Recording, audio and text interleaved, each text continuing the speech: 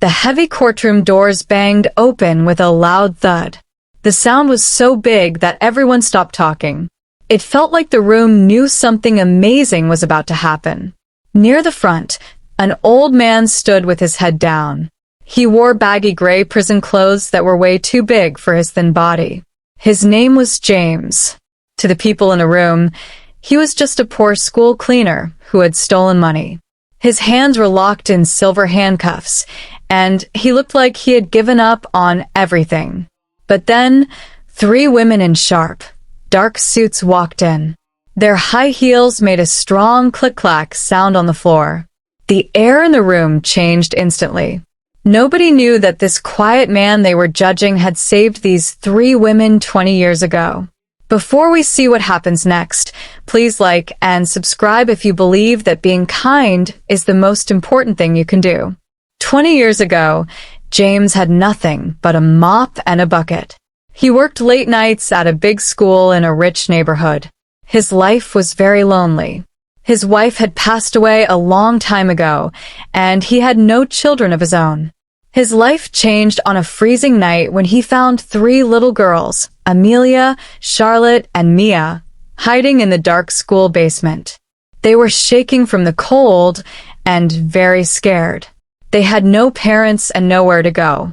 James was not a rich man, but he had a big heart. He brought them to his small home. He worked 3 jobs and often skipped dinner so the girls could have full plates. He fixed their shoes with tape and helped them with their homework every night. The rich parents at the school mocked him. They laughed and said, "Why are you wasting your money on kids that aren't yours?" But James didn't care. He just wanted them to be happy. One by one, the girls grew up and went to college. Amelia became a smart lawyer. Charlotte became a great doctor, and Mia became a brave investigator. James watched them succeed from far away. He didn't want to bother them with his old age or his money problems. The school hallways were long, polished, and cold, mirroring the people who walked them every day. James moved with a slow, rhythmic shuffle, the squeak of his mop the only sound that belonged to him. At 70 years old, his broad shoulders had begun to round, softened by decades of pushing heavy buckets and scrubbing away the footprints of others. He was a fixture of the building, as much a part of the school as the lockers or the trophies in the glass cases, and yet, to the people inside, he was essentially a ghost. Before we see what happens next, please like and subscribe if you believe that being kind is the most important thing you can do. Every morning and afternoon, the hallways flooded with wealthy parents in expensive coats and students rushing to their next high-achieving class. They moved in a blurred rush of perfume and chatter, stepping over James's wet floor signs without a second glance. To them, James didn't have a name or a story. He was simply the cleaner, an invisible force that made messes disappear while they weren't looking. He would lean against the wall to let a group pass, his head bowed slightly in that quiet way he had, but no one ever caught his eye. No one ever asked how his joints felt on rainy days or noticed the way his hands shook when he gripped the mop handle too tight. The mockery wasn't always loud, but it was always there. He heard the hushed whispers of parents as they waited for their children. They would gesture toward him with a flick of a chin, using him as a warning to their sons and daughters. Study hard, or you'll end up like him, cleaning up after people half your age. James would just keep his eyes on the floor, focusing on a stubborn scuff mark, hiding the sting of their words behind a mask of tired resignation.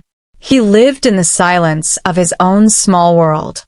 Since his wife passed away, the apartment was too quiet, and the school was too loud with people who didn't see him. But James didn't complain. He found dignity in the shine of the linoleum and the order he brought to the chaos.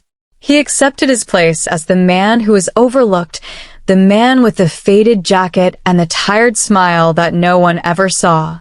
He was a man who had been stripped of his identity by a community that only valued what was in a person's bank account, not what was in their heart. He was invisible, and for a long time, He believed he would stay that way forever. The rain was falling hard on a Tuesday night when James heard a sound that didn't belong in the school. It was a tiny, sharp sob that echoed from the heavy wooden door leading to the basement. James stopped his mop. He stood very still, listening to the hum of the old heater and the wind outside. He followed the sound down the creaky stairs, his flashlight cutting through the thick dust of the storage room. There, squeezed behind a stack of broken desks and old gym mats, he found them. Before we see what happens next, please like and subscribe if you believe that being kind is the most important thing you can do. 3 sets of eyes stared back at him, wide and filled with terror. Amelia, the oldest, held her 2 younger sisters, Charlotte and Mia, close to her chest. Their clothes were soaked through, and they were shivering so hard their teeth made a clicking sound in the dark. They looked like small birds fallen from a nest, lost and completely alone in a world that had forgotten them. James didn't ask questions. He didn't call the police or the school office. He saw their blue lips and their empty hands, and he knew they were running from a life of being unwanted. "Stay quiet, little ones," he whispered, his voice as soft as a prayer. He reached into his lunch bag and pulled out a ham sandwich wrapped in wax paper. It was his only meal for the night, but he didn't care. He watched with a heavy heart as they tore the bread apart, eating with a desperate hunger that made his eyes sting. For the next 3 days, James kept his basement secret. He smuggled in warm milk in thermoses and extra sweaters he found in the lost and found bin. He would check on them during his breaks, whispering stories to keep their spirits up while the rich world moved above their heads, unaware of the 3 lives hiding below. On the 4th night, a terrible storm rolled in. The basement grew damp and freezing. James looked at the girls and saw Mia, the youngest, coughing into her thin sleeve. He knew he couldn't leave them there any longer. He waited until the school was empty and the security guard was at the other end of the building. One by one, he helped them out into the rain and tucked them into the back of his rusty old car. When they arrived at his tiny, 1-bedroom apartment, the girls stood by the door, afraid to step on the rug. James knelt down, his old knees popping, and gave them a tired but warm smile. "This place isn't much," he told them softly. "But the door is locked and the heater works. You don't have to hide anymore." That night, as James sat in his kitchen chair, so the girls could share his bed, the silence of his home was finally broken by the sound of safe, peaceful breathing. He was just a cleaner to the world, but in that small room, he had just become a father. Word spread through the school faster than a spilled bottle of ink. It started with a whisper near the carpool line and ended with cold glares in the hallway. Everyone soon knew that James, the old man who emptied the trash, was raising 3 orphan girls in his tiny apartment. To James, it was a labor of love, but to the wealthy parents of the school, it was something to laugh at. One afternoon, James was scrubbing a scuff mark near the main office when a group of mothers stood nearby. They wore expensive jewelry that sparkled under the bright school lights. They didn't move away when James approached with his bucket. They just looked down at him, as if he were a bug. "Is it true, James?" one woman asked, her voice sounding like sharp glass. "Are you really keeping those 3 girls from the basement?" James stopped scrubbing and stood up slowly, his back popping from the effort. "Yes, ma'am," he said softly, keeping his eyes on his boots. "They have a home now." The women shared a look and began to chuckle. "You can barely afford to fix your own shoes, James," another mother said, pointing at the tape holding his worn sole together. "Why would you waste your tiny paycheck on them? You're just throwing your money into a black hole. They aren't even your blood. They'll probably just leave you once they get what they need." James felt a heat rise in his chest, but he didn't say anything mean back. He just gripped the handle of his mop a little tighter. He thought about how Amelia had smiled when he bought her a used book, and how Mia finally stopped coughing because she had a warm bed. To these parents, money was something you used to buy power and fancy cars. To James, money was just a tool to keep a child safe. "They are good girls," James whispered, though his voice shook a little. "They are a burden," the first woman snapped back. "You're an old man. You should be saving for a nursing home, not buying milk for strangers. It's foolish." As they walked away, their laughter echoed off the lockers. James watched them go, feeling smaller than he ever had before. He looked at his reflection in the shiny floor he had just cleaned. He saw a tired old cleaner with gray hair and a faded jacket. But then he remembered the way the girls called him Uncle James when he walked through the door at night. The world saw a man wasting his life, but James knew he was finally building something that would last much longer than money. He dipped his mop back into the soapy water and started to work again, moving in the silence of a man who knew a secret the rich parents would never understand. As the years passed, the small apartment became a place of big dreams and even bigger sacrifices. James's body grew thinner, his face becoming a map of deep lines and hollowed cheeks. To the world, he looked like a man who was fading away, but inside, he was fueled by a secret strength. Every morning, he would set the table for the girls with oatmeal, fresh fruit, and milk. He would sit with them, sipping a cup of plain black coffee and smiling as they talked about their school projects. When the girls asked why he wasn't eating, James would just pat his stomach and let out a little laugh. "Oh, I had a big breakfast at the school already," he would lie, his voice steady even though his stomach felt like a cold, empty cave. He had made a quiet vow that as long as he had breath in his lungs, these girls would never know the growl of hunger that he lived with every single day. One afternoon, James stood in the window of a local shop, looking at a pair of sturdy school shoes for Mia. Her old ones were so worn that her toes almost touched the pavement. The price tag felt like a mountain he had to climb. To save enough money, James started eating only one small meal a day, usually late at night after the girls were asleep. He would sit in the dim light of the kitchen, eating a piece of dry bread or a bowl of thin soup, while his joints ached from the extra shifts he took cleaning offices downtown. He became a master at hiding his pain. When his vision got blurry from lack of food, he would lean against his mop for a moment and close his eyes until the world stopped spinning. He sold his old watch, the one his wife had given him, just to buy Charlotte the thick science books she needed for her honors class. He watched his clothes grow loose and shapeless on his frame, his belt notched with new holes he had to poke himself.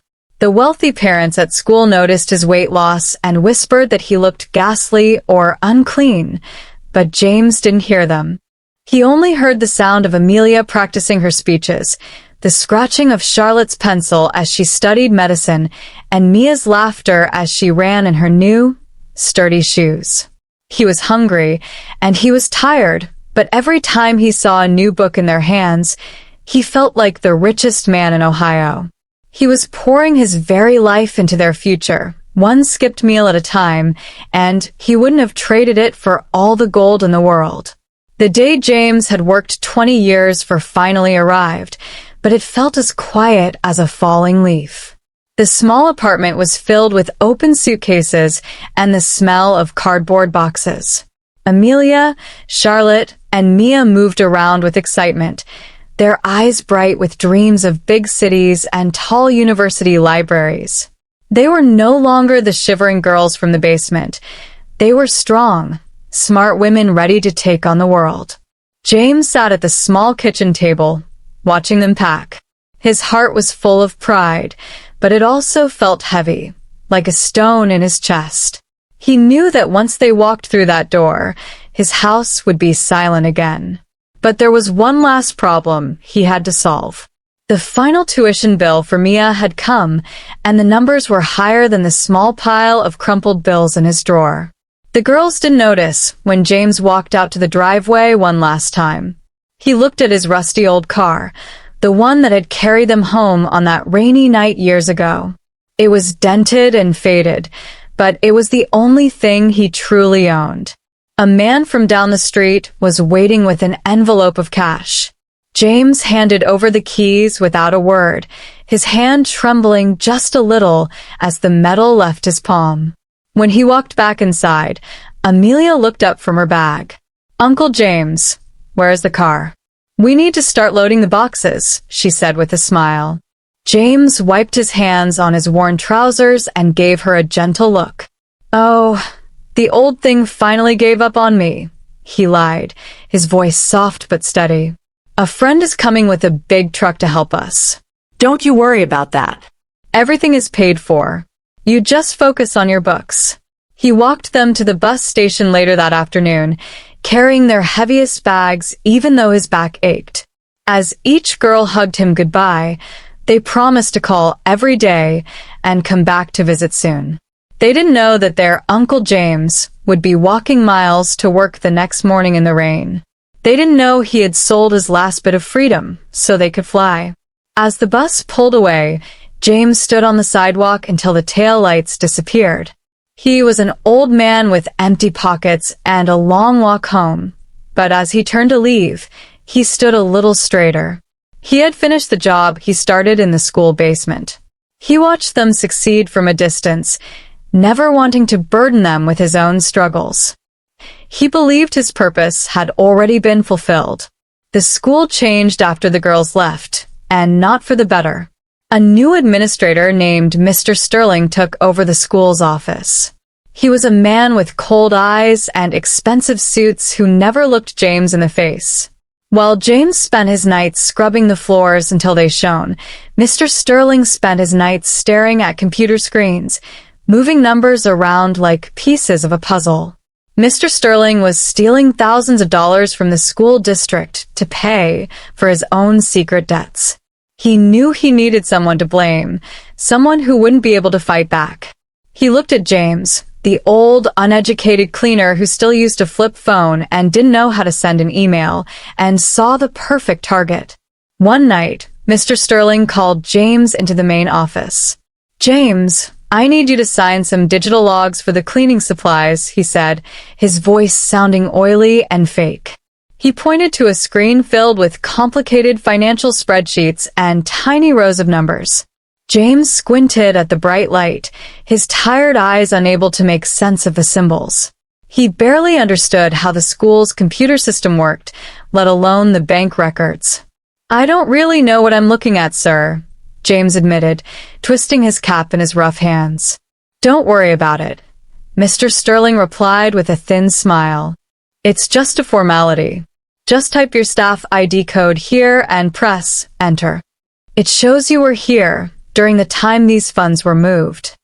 Trusting the authority of the school, James did exactly what he was told. He pressed the button, unaware that he was digitally signing for high-level bank transfers he had never touched. Mr. Sterling had manipulated the records so that every time money disappeared, it looked like it was being funneled through James's login. To the system, James was now a thief.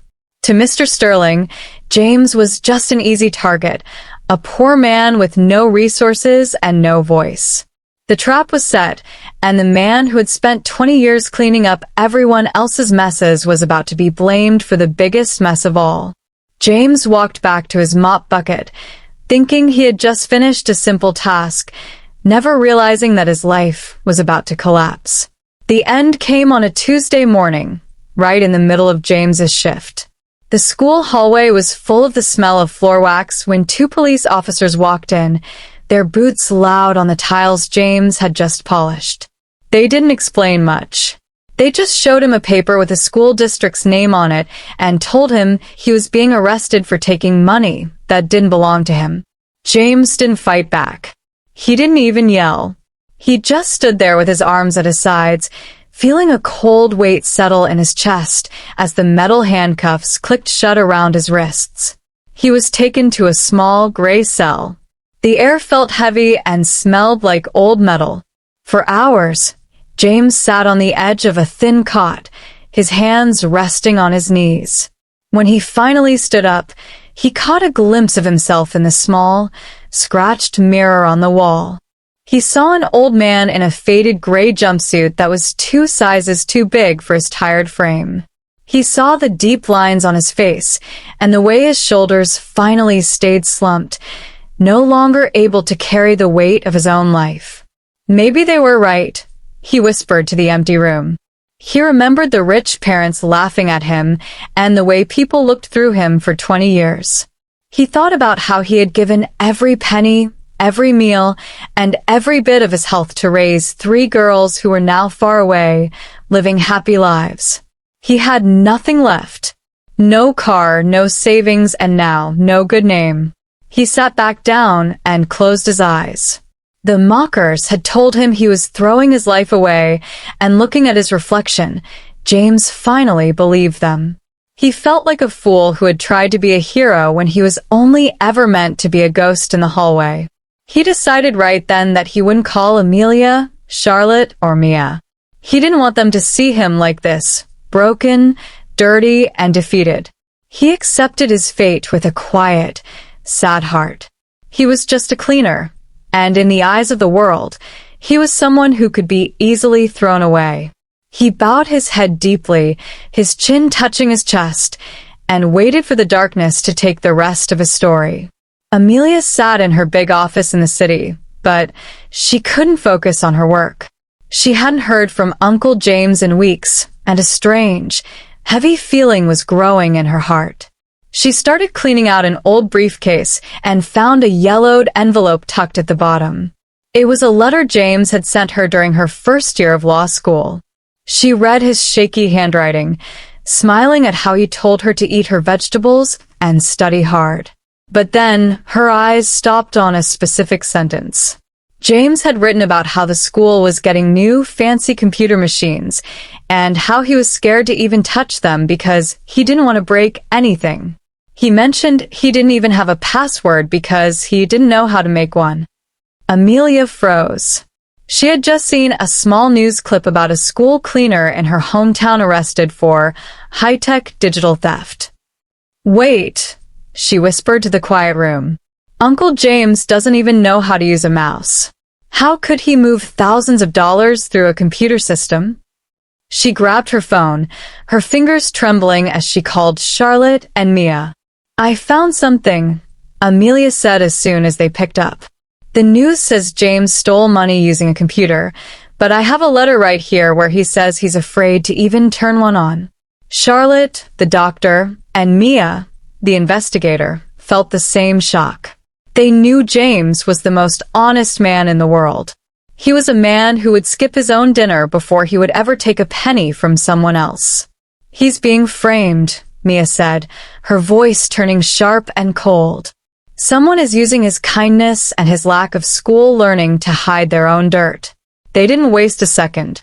Amelia packed her law books, Charlotte grabbed her files, and Mia started digging into the school's digital records from her laptop. They realized James hadn't called them because he was too proud and didn't want to be a burden. He was sitting in a cell thinking he was alone, but he was wrong. The 3 girls he had saved from the basement were now grown, and they were coming back to Ohio to be his shield.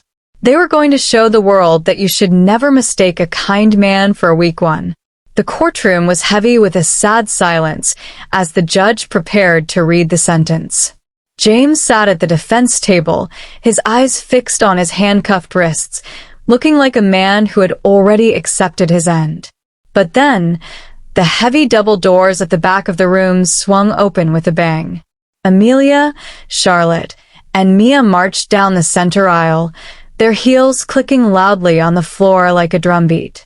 They moved as a single unit, their faces filled with a controlled fire that made the air in the room shift. Amelia stepped forward, holding a large black briefcase tightly in her hand. The judge looked up, his eyebrows rising in total shock as the 3 successful women stood before him. "Your Honor," Amelia's voice rang out, steady and commanding, "we are here to present the truth that this court has missed." She opened the briefcase and began to pull out piles of documents and digital logs that Mia had recovered. The evidence was undeniable.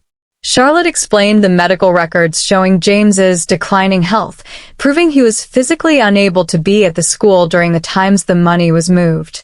Then, Amelia showed the digital trail that Mia had found, which led directly away from James and straight to Mr. Sterling's private accounts. The room watched in stunned silence as the story of the thieving janitor unraveled into a story of a corrupt administrator. Mr. Sterling, who had been sitting confidently in the back, turned pale as everyone in the room turned to look at him. The judge leaned forward, his mouth wide open as he realized the terrible mistake that was almost made. "Not guilty," the judge finally whispered, his voice full of disbelief. He ordered the immediate arrest of Mr. Sterling, and the police officers who had once handcuffed James now moved toward the real criminal. As the bailiff unlocked James's handcuffs, the silver medal fell to the table with a soft clink. James looked up slowly, his tired eyes wide with tears as he saw the 3 girls he had once saved now standing as his shields. They didn't care about the cameras or the crowd. They only cared about the man who had given everything so they could stand tall. The man everyone had mocked was no longer a ghost. He was the center of a miracle, and for the first time in weeks, James felt the heavy weight lift from his heart. The courtroom was very quiet as James stood up from the defense table. For the first time in a long time, he did not look at the floor. He looked at Amelia, Charlotte, and Mia, who were standing right beside him. The people in the gallery, the same ones who had whispered mean things about the poor cleaner, were now standing in total silence. They watched as the 3 successful women reached out and took James's rough, tired hands in theirs. "It's time to go home, Uncle James," Amelia said softly, her voice filled with pride and love. As they walked toward the back of the room, the crowd parted like a sea. People who had ignored James for 20 years were now looking at him with watery eyes. They finally saw the hero who had been hiding in plain sight, the man who had traded his own meals and his own health to build 3 beautiful lives. The judge watched from his high bench, nodding slowly as the small group passed through the heavy double doors and out into the warm afternoon sun. They didn't take him back to his tiny, lonely apartment. Instead, the girls drove him to a beautiful small house with a porch and a garden full of flowers. "We bought this for you," Mia whispered, squeezing his hand. "You spent your whole life making sure we had a roof over our heads. Now, it's our turn to take care of you." James sat on the porch and watched the sunset turn the sky into shades of gold and pink. He looked at his hands, which were no longer shaking. He realized that every skipped meal, every long night with a mop, and every mean word he had endured was worth it. He had once believed he was just a ghost in the hallway, someone easily thrown away by the world. But as the 3 women sat around him, laughing and telling him about their day, James knew the truth. He was the richest man in the world, not because of money, but because the seeds of kindness he had planted 20 years ago had grown into a forest of love that would protect him forever. The debt was finally paid, and the invisible man was finally home. Moral lesson: 1. Kindness is an investment. The story proves that kindness is never a waste of time or money. Even though the wealthy parents mocked James for throwing his money into a black hole, his choice to raise the girls was actually the best investment he ever made. He gave them a future, and in return, they gave him his life back when he was at his lowest point. 2. Character is not defined by job title. James was just a cleaner to the world, but he had more honor and courage than the wealthy parents or the corrupt administrator. The story teaches us that a person's worth is found in their heart, not their bank account. Invisible people in society often perform the most heroic acts. True power is the ability to protect someone more vulnerable than yourself. 3. The truth eventually finds its voice. Mr. Sterling believed he could frame James because the old man was uneducated and had no resources. However, the truth was revealed because of the small, honest details of James's life, like the letter where he admitted he was afraid of computers. It serves as a reminder that injustice may win for a short time, but truth is stronger in the end.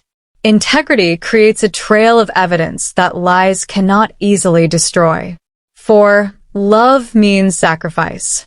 James's love was shown through what he was willing to give up. He didn't just tell the girls he loved them. He proved it by eating only one meal a day for years so they wouldn't go hungry, selling his only car to pay for their education, being willing to go to prison rather than burden them with his problems.